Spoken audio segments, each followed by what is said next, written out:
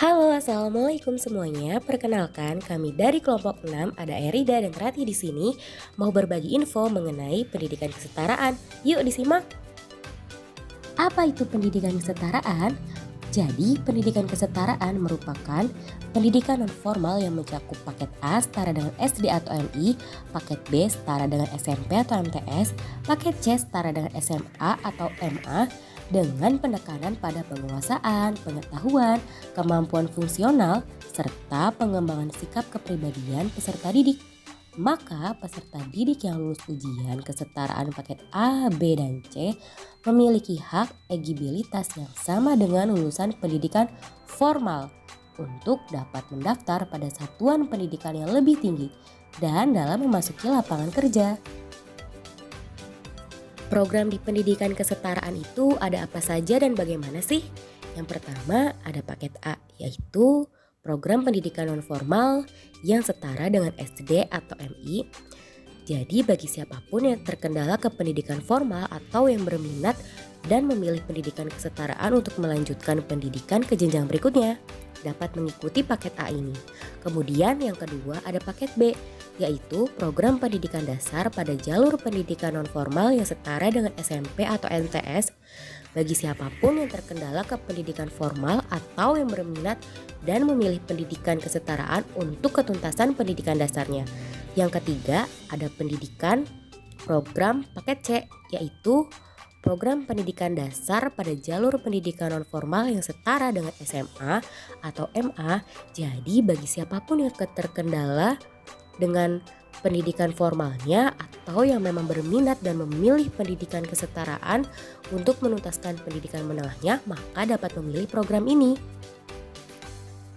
Lalu tujuan program pendidikan kesetaraan itu apa sih? Yang pertama, untuk memperluas akses pendidikan dasar 9 tahun melalui jalur pendidikan nonformal melalui program paket A dan B.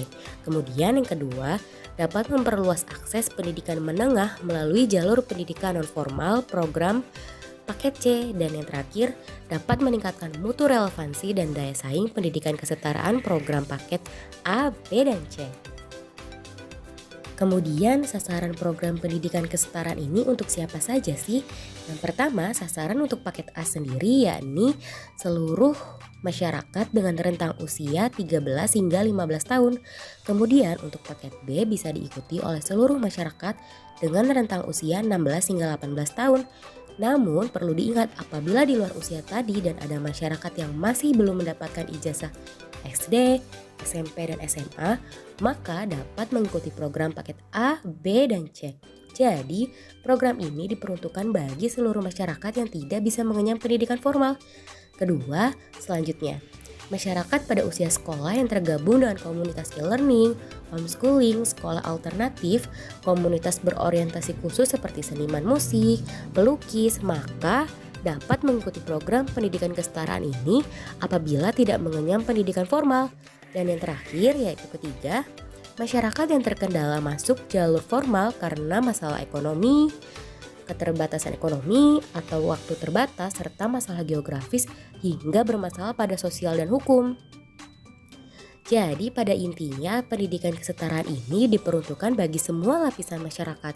Maka bagi masyarakat yang menginginkan mendapatkan ijazah seperti sekolah formal, dengan adanya program pendidikan kesetaraan ini dapat menjadi sebuah solusi.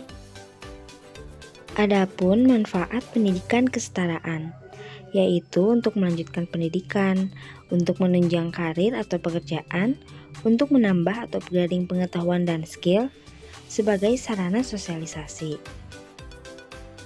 Langkah-langkah mengikuti program pendidikan kesetaraan dimulai dari mencari lembaga PKBM terdekat, lalu cek prasyarat sesuai program paket yang diambil.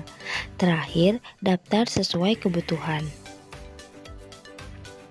Hasil dari program pendidikan kesetaraan dapat dilihat dari evaluasi yang telah dilakukan kepada peserta didik yang hasilnya bisa diamati bahwa semua peserta didik yang mengikuti proses kegiatan seutuhnya sesuai dengan prosedur atau tata tertib pelaksanaan paket A, B, dan C, serta telah mengikuti keseluruhan evaluasi, dapat dikatakan peserta didik dinyatakan lulus dengan nilai baik. Dan secara keseluruhan, peserta didik dapat mengembangkan dan memanfaatkan seluruh potensi yang ada di masyarakat.